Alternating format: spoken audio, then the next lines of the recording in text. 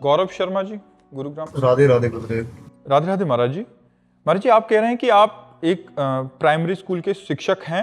महाराज जी, आजकल बच्चों को उनके भले के लिए टोकते हैं तो अपमानजनक व्यवहार करने लग जाते हैं, माता पिता भी। पर इस कारण महाराज जी मन बहुत अशांत हो रहा है और कर्तव्य से मोह भंग सा। कल हम वहाँ एकांतिक में हाल में कह रहे थे कि कलयुग का ऐसा प्रभाव बढ़ रहा है कि पुत्र माता पिता की अवहेलना कर रहे हैं, विद्यार्थी टीचर की अवहेलना कर रहे हैं, शिष्य गुरु की अवहेलना कर रहे हैं। लाभ क्या मिलेगा? सब भ्रष्ट आचरण हो जाएंगे। बिना भय के विद्यार्थी जीवन में खेल कूद, खाना पीना, उद्दंडता, ये सब प्रिय लगती है। उसमें बैठकर पढ़ना और याद करना और ये सब थोड़ी अच्छा लगता है, नई अवस्था होती। और आजकल जो है मतलब यहाँ तक कि रिपोर्ट कर देते हैं टीचर के प्रति। गुरुदेव ऐसे बोल देते हैं कि बाहर मिलो, हम देख लेंगे आपको। हाँ बाहर, बिल्कुल बिल्कुल। तो बाहर मिलो तो चुप रहो भैया, क्योंकि जब ये है तो फिर हम क्या उपदेश कर सकते हैं? मान लो हमारा अपनापन आपसे है, आप हमारे शिष्य हो, आप हमारे मतलब शिक्षा ग्रहण करने आए हो, उसी डांट से पढ़ाई होती है।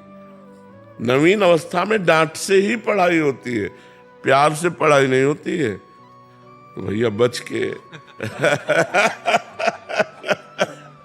आप ले लड़का बच्चा जिंदगी बचाओ, जैसे बोले वैसे पढ़ाओ और ले हाथ जोड़ के निकल आओ। चार लोग तुम्हें घेरे परेशान करे वो बात न करना। कलयुग है ये, ऐसा पक्का समझ लो। कलयुग है, इसलिए ऐसी अमर्यादित चेष्टा नहीं। शिक्षक गुरु होता है। हम लोग जब अपने स्कूल जाते थे तो हर शिक्षक के चरण छूते थे, ये शिक्षा दी गई थी, हाथ जोड़ करके चरण छू करके ऐसे। तो अब तो इसीलिए शांत रहो, जितना अवसर देखो उतना पढ़ा दो, फिर इसके बाद छोड़ दो भगवान के ऊपर कि तुम जो कर्म करोगे भोगोगे। अब डांट के बिना तो पढ़ाई नहीं होती है, तो पक्की बात है। शासन होना अति अनिवार्य है। अगर शासन नहीं होगा तो सब बिगड़ जाएगा। शासन होना अति अनिवार्य है। चाहे जिस डिपार्टमेंट में हो, शासन काम करता है। अगर अनुशासित नहीं है नीचे वाले तो फिर कार्य कैसे बनेगा? तो बात सही है, विद्यार्थियों से ज्यादा उद्दंडता अब नहीं ठीक है। अब तो बस चुपचाप राधे राधे, जो अपना पढ़ा दिया अपना निकल लिया। गुरुदेव उनके माता पिता को बोलते हैं तो वो भी उल्टा हमें ही बोलते हैं। हाँ बिल्कुल। तो फिर पता चलेगा जब थोड़ा बड़े होंगे, अपने माता पिता को अपने आचरण दिखाएंगे तो उनको पता चल जाएगा कि हमारा पक्ष लेने का फल क्या मिला। मतलब हम उन टीचरों की बात नहीं कहते जो पशुता का प्रयोग करते हैं। पशुता, बच्चों के साथ मृदुता और शासन, प्यार और शासन, पशुता नहीं। और डांट दिया, फटकार दिया, कल पाठ करके ऐसा। अगर इतने पे भी कोई विरोध करता है तो ये भी मत कहो, हाथ जोड़ के कह दो कि कल पाठ कर याद करके आ जाना। कल पाठ याद कर लाना अगर हो सके प्रभु। शिफाली जी, वृंदावन से। श्री हरिवंश गुरुदेव। श्री हरिवंश महाराज जी। महाराज जी, आप कह रहे हैं कि आपको भी और बहुत सारे भक्तों को वृंदावन प्राप्त करने के लिए बहुत रोना पड़ा है महाराज जी। महाराज जी, और बहुत व्याकुलता हुई है, पर हमें तो सहज में ही वो धाम मिल गया महाराज जी। ऐसे में धाम के प्रति और महत्व बुद्धि कैसे आएगी ताकि समय आने पे छूटे ना महाराज जी? कोई किसका प्रश्न है? इंजन बनाने में बहुत समय लगता है, लेकिन डिब्बा में तो समय नहीं लगता ना। और बैठते लोग डिब्बे में ही अधिक हैं, और डिब्बे में कोई सामर्थ्य नहीं है, और वो 100 को पहुंचा देता है स्टेशन तक। तो ऐसे हम लोग आचार्य शरणागत हैं। तो आचार्य कृपा हुई और वृंदावन वास मिल गया। हमारी आचार्य भी राधा है, हमारी गुरु भी राधा है, हमारी इष्ट भी राधा है, हमारा मंत्र भी राधा है, हमारा सर्वस्व राधा है। राधई वेष्टम संप्रदाय कर्ता आचार्यो राधा मंत्रदा सद्गुरुश्च मंत्रो राधा यस्य सर्वात्मनैवम वंदे राधा पाद पद्म प्रधानम। तो जिनको वृंदा विपिन है कृपा तिनहि की होए, वृंदावन में तभी तो रहन पाए हैं सोए। श्री जी की कृपा आपके ऊपर हो गई तो सहज में वृंदावन वास मिल गया। नहीं वृंदावन वास कठिन मोरी माई, संतों ने कहा वृंदावन वास कठिन मोरी माई, बड़ा दुर्लभ है वृंदावन। वृंदावन मिल गए तो प्रिया प्रीतम मिल गए। आप खूब डट के भजन करो, कोई गंदे आचरण ना होने पाए, बस इसी से आनंद प्राप्त हो जाएगा। एकता शर्मा जी अहमदाबाद से। सदगुरुदेव भगवान के चरणों गुरुदेव आपके चरणों में कोटि कोटि प्रणाम। महाराज जी, अगर गुरुदेव स्वप्न में आकर उपासना या गुरु प्रदत्त मार्ग से सम्मिलित कोई आज्ञा करते हैं तो ऐसे में उसको स्वीकार कर सकते हैं हर बात? क्योंकि प्रगट में यदि गुरुदेव विराजमान हो तो पहले उनसे निवेदन करे कि ऐसा ऐसा हुआ। अगर वो हाँ कहते हैं तो वैसे ही कर ले, अगर ना कहते हैं तो वो मन की चाल थी, वो मन ही गुरु बन करके दर्शन करा रहा था, वो मन की चाल थी, हम उसे नहीं मानते। पहले प्रगट गुरुदेव से हम सहमति लेते हैं कि आप स्वप्न में हमें दिखाई दे, आपने कहा ऐसा करो, तो क्या ऐसा करें? वो कहते हाँ करो, तो फिर कर लेना चाहिए। अगर वो कहते नहीं तो वो मन की चाल थी, भी नहीं करना चाहिए। सत्यनारायण जी। राधा वल्लभ श्री हरिवंश महाराज। श्री हरिवंश महाराज जी। महाराज जी, जब भजन थोड़ा बढ़ने लगता है तो मन में एक अहंकार पैदा होने लगता है कि मैं दूसरों से श्रेष्ठ हूं क्योंकि मैं भजन कर रहा हूं। महाराज जी, इस भजन के अहंकार से कैसे बचें? भक्त नामावली का पाठ करो। भक्तों की कृपा से अहंकार का नाश होता है। तिनकी संगति रहत जाति कुल मद शबनन से, संतत सेवक सदा भजत जे श्री हरिवंश। एक ध्रुवदास जी कृत भक्त नामावली है, एक भगवत रसिक जी कृत भक्त नामावली है। भक्तन की नामावली जो करी है चितलाए, ताके भक्ति बढ़े घनी अरु हरि होय सहाय। उसकी हृदय में ऐसी घनीभूत भक्ति बढ़ेगी कि अभिमान नष्ट हो जाएगा। ध्रुवदास कृत भक्त नामावली या भगवत रसिक कृत भक्त नामावली, ये दो नामावलियां हैं। इनमें भक्तों के नाम हैं, उनका स्मरण है, तो भक्त स्मरण से अभिमान का नाश हो जाता है। और दूसरों में भगवान विराजमान है तो उनको इस भाव से देखो कि सब में भगवान विराजमान है, पर हम पर कृपा है भगवान की, इसलिए हमसे नाम जप होता है। यदि भगवान की कृपा ना हो तो अभी हम भी गंदे आचरणों में फंस जाएं। माया बहुत विचित्र है ना, तो इसलिए दैन्य रहो और भक्तों की आश्रय रहो और भक्त नामावली का पाठ करो तो अहंकार खत्म हो जाएगा। पूनम जी। राधे राधे महाराज जी। महाराज जी, जैसे आपके श्रीमुख से सुना है कि सेवा स्वार्थ मुक्त होनी चाहिए, लेकिन हमारे मन में ये भाव आता है कि हमें गुरुदेव की श्रीअंग सेवा करने का सौभाग्य मिले जिससे हमें गुरुदेव की समीपता प्राप्त हो। महाराज जी, मेरा प्रश्न है कि इस तरह का भाव गुरुदेव के प्रति अनन्य लगाव है या मेरा स्वार्थ है कि गुरुदेव की समीपता? इष्ट और गुरु के प्रति जो प्रीति होती है वो विशुद्ध मानी जाती है। संसार के प्रति जो प्रीति होती है वो अशुद्ध मानी जाती है। उसमें काम, राग, स्वार्थ, आसक्ति होती है। लेकिन इष्ट और गुरु के प्रति जो हमारी भावना होती है, जैसे ध्यान मूलम गुरु मूर्ति, पूजा मूलम गुरु पदम, तो अपने गुरुदेव की पूजा करने का मन कि काश हमको भी उनकी चरण सेवा मिलती, हम भोजन बनाते वो पाते, हम उनकी जूठन पाते, हम उनके कपड़े धो देते, हम उनकी सेवा, कभी हमको ऐसा सौभाग्य हो कि अपने गुरुदेव की ऐसी तो ये चाह करना विशुद्ध प्रीति की बात है, ये स्वार्थ की बात नहीं है। स्वार्थ की बात सांसारिकता में होती है, परमार्थ में स्वार्थ की बात नहीं होती। तो इष्ट और गुरु परमार्थ है, तो उसमें जो हम भावना करते हैं वो परमार्थ में ही होती है। तो अगर हम इष्ट गुरु से कुछ मांगते भी हैं प्रसाद स्वरूप, तो वो स्वार्थ नहीं होगा, वो परमार्थ ही हो जाएगा। तो इष्ट और गुरु परमार्थ स्वरूप है, से संसार सब स्वार्थ स्वरूप है। सुर नर मुनि सब ही की यह रीति, स्वार्थ लाग करें सब प्रीति। तो इष्ट और गुरु ये परमार्थ स्वरूप है। आशा रानी जी पटियाला से। राधे राधे महाराज जी। महाराज जी, कभी जीवन में प्रतिकूलता आती है तो अपने इष्ट देव के अतिरिक्त अन्य भगवान से प्रार्थना करने की इच्छा हो जाती है। महाराज जी, ये क्या? ये अपनी भक्ति की कमजोरी है। नहीं बने। जैसे गोस्वामी तुलसीदास जी के इष्ट है रघुवर राम जी, तो कह रहे हैं बने तो रघुवर ते बने और बिगड़े तो भरपूर, तुलसी औरन ते बने ता बनवे पे धूर। यदि हमारे इष्ट के द्वारा बन रही तो बहुत बढ़िया, और बिगड़ रही तो बहुत बढ़िया। दूसरे के द्वारा हम बनवाना नहीं चाहेंगे। यदि दूसरे से बने तो उस बनने पे धूर। यह है इष्ट प्रेम। अपने इष्ट के ही द्वारा अपने योग क्षेम का वहन करे, अन्य भाव हृदय में ना आवे तो बात बहुत बढ़िया है। अभी ये कमजोरी है। भजन करो और सत्संग सुनो और भगवान की कथाएं सुनो, जिससे भगवान में दृढ़ विश्वास हो जाए। अगर हम अपने गुरु प्रदत्त नाम और इष्ट पर विश्वास नहीं और अन्य देवी देवता या अन्य भगवत स्वरूपों की तरफ हमारा मन जाए तो अभी अनन्यता नहीं। नेकहु मन चले तो अनन्यता नाए, महापुरुषों ने कहा। नेकहु नहीं, राई के समचलत ही हो तो और की ओर।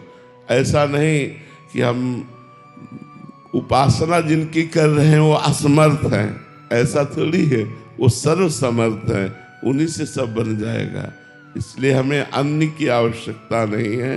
भजन करो और सत्संग सुनो और कथाएं सुनो, जिससे तुम्हें भगवान की महिमा का ज्ञान हो और अपने भगवान के नाम रूप में दृढ़ अनन्य निष्ठा हो जाए। इसी का नाम भक्ति है। जैसे मीरा जी की है, मेरे तो गिरधर गोपाल दूसरो न कोई, जाके सिर मोर मुकुट मेरो पति सोई। ये बात बने तो रघुवर ते बने। इसलिए अपने इष्ट में अनन्य रहो। मुलायम सिंह जी शिवपुरी से। राधे राधे महाराज जी।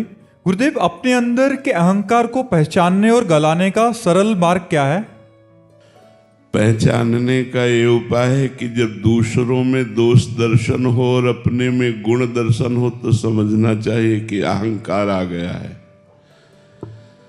अपने में गुण दर्शन और दूसरों में दोष दर्शन, अपने में अच्छाई और दूसरे में बुराई दिखाई दे तो समझो अहंकार आ गया है। और अहंकार नष्ट करने का उपाय है सद्गुरु की शरण, संतों के वचन सुन करके उनको आचरणों में उतारे तो ये पता चलेगा कि सब कुछ भगवान की कृपा और संतों की कृपा से हो रहा है। तो हम अहंकार क्या करें? हमने अपनी आंख बनाई है क्या? हमने अपना शरीर बनाया है क्या? हमने अपनी बुद्धि बनाई है क्या? तो ये सब भगवान का बनाया हुआ, तो अहंकार हम क्यों करें? पर मलिन बुद्धि के कारण अहंकार होता है। इसलिए नाम जप करो और सत्संग सुनो और बार बार भगवान से प्रार्थना करो कि नाथ मुझे अहंकार रहित कर दो। कहीं मेरा अहंकार इतना न बढ़ जाए कि कोई अपराध बन जाए और आपसे मैं विमुख हो जाऊं। हे प्रभु हम पर कृपा करो। तो प्रभु से प्रार्थना करने पर सब ठीक हो जाता है। सत्संग सुनो, नाम जप करो, प्रभु से प्रार्थना करो और हो सके तो सबके चरणों में वंदना करो, क्योंकि सब भगवत स्वरूप हैं। तो बंधन भक्ति से भी अहंकार नष्ट हो जाता है, भगवान की प्रार्थना करने से भगवान की कृपा से भी नष्ट हो जाता है, और नाम जप करने से निर्मल बुद्धि होने पर भी अहंकार नष्ट हो जाता है। तो ये तीनों उपाय करो। उपवेश जी नोएडा से। राधे राधे महाराज जी। गुरुदेव भगवान, मन में चलने वाले प्रश्नों का स्फुरण कब बंद होगा?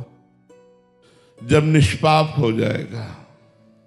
मन में जो स्फुरणाएं होती हैं, दुर्वासना मम सदा परिकर्षयन्ति, ये दबी हुई परत की परत दुर्वासनाएं हैं, नाम जब से नष्ट होती जाती हैं, पर पूर्णतः जब नष्ट हो जाएंगी तो जैसे दीवाल घड़ी कस्से लाइच लो तो सेकेंड की सुई सेकेंड बिल्कुल रुकी, मिनट की मिनट में रुकी, घंटे की घंटे में रुकी।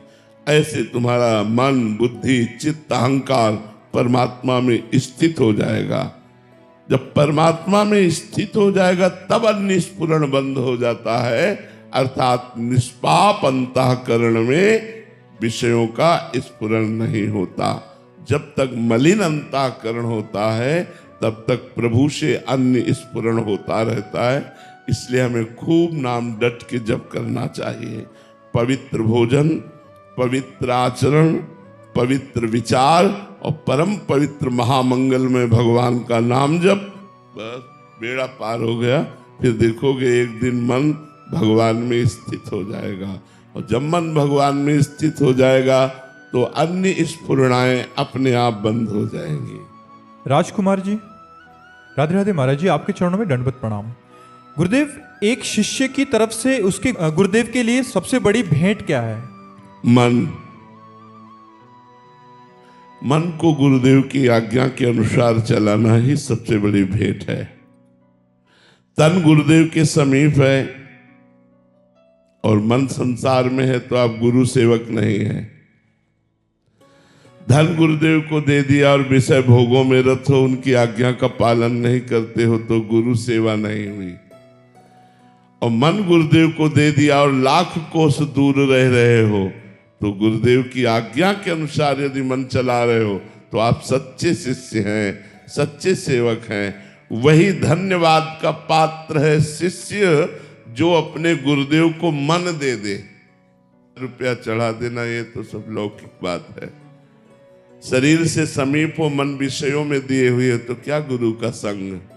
जब गुरु का संग तो गुरु का रंग भी तो चढ़े, तो रंग मन में चढ़े तब बात बने ना। तन रंग लिया मन न रंगा तो फायदा क्या हुआ। तो सबसे बड़ी भेंट है मन को दे देना। बात समझ में आई आपके? सबसे बड़ी। और यही नहीं होता, बस यही नहीं हो पाता। गुरु बना लिया, गुरु को भेंट दे दिया और कहा कि प्रभु मैं आपका हूं, लेकिन मन संसार को दे दिया, इसीलिए कल्याण नहीं होता। और मन गुरु को दे दो तो बढ़िया बात बन जाए।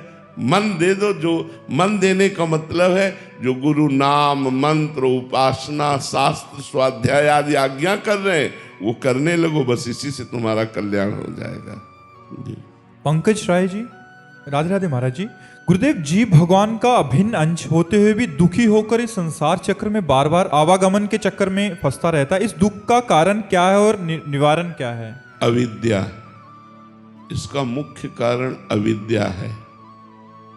अज्ञान, मोह, तम उसी के पर्यायवाची शब्द है। ये हमारे सामने अज्ञान छा गया कि हमने स्वीकार कर लिया अपने को देह, पुरुष, गुण।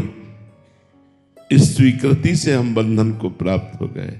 निर्गुण चिदानंदमय भगवत स्वरूप होते हुए भी मैं अपने को भूल करके माया रचित पांच भौतिक देह में अहम कर बैठा कि मैं पुरुष हूं, मैं स्त्री हूं, और कर्मों में प्रवृत्त हो गया और विषयों में सुख खोजने के लिए विषय भोग करने लगा। इसी से अपने स्वरूप का विस्मरण हो गया। मोह, अविद्या, अज्ञान, तम। इसी अज्ञान को दूर करने, अज्ञान तिमिरांधस्य ज्ञानांजन शलाकया चक्षुरुन्मीलितम तस्मै श्री गुरुवे नमः। जो अज्ञान रूपी अंधकार का नाश कराने के लिए सूर्य के समान है। जो आंखों में अज्ञान छा गया उसके दूर कर देने के लिए अंजन स्वरूप है। हमारी जो आंखें ज्ञान की मुंदी हुई हैं उनको उन्मीलित कर देते हैं। उन गुरुदेव भगवान के चरणों का आश्रय लेकर यदि साधना की जाए तो ये अविद्या का नाश हो जाए और हम अपने स्वरूप को प्राप्त हो जाए। हमारा स्वरूप भगवत स्वरूप ही है। तो शास्त्रों का स्वाध्याय, गुरुजनों का आश्रय, सत्संग, मनन और खूब भगवत चिंतन, इसी के प्रभाव से हृदय पवित्र होगा और पवित्र अंतःकरण में ही स्वरूप झलकने लगता है। जैसे जल शांत हो और निर्मल हो तो नीचे क्या हमें दिखाई देता है, ऐसे ही अंतःकरण शांत और निर्मल हो जाए तो हमें आत्मस्वरूप का बोध हो जाए, अपने आप से अपने आप का। पर इसमें साधना करनी पड़ेगी। जो असत में हमारा सद्भाव हो गया है, सुख भाव हो गया है, इसे हटाने के लिए साधना करनी पड़ेगी। बिना साधना के नहीं आएगा। भगवान का नाम जप, शास्त्रों का स्वाध्याय, सत्संग, गुरु चरणों का आश्रय, इसी से ये माया मल दूर होगा और अपने स्वरूप का बोध होगा।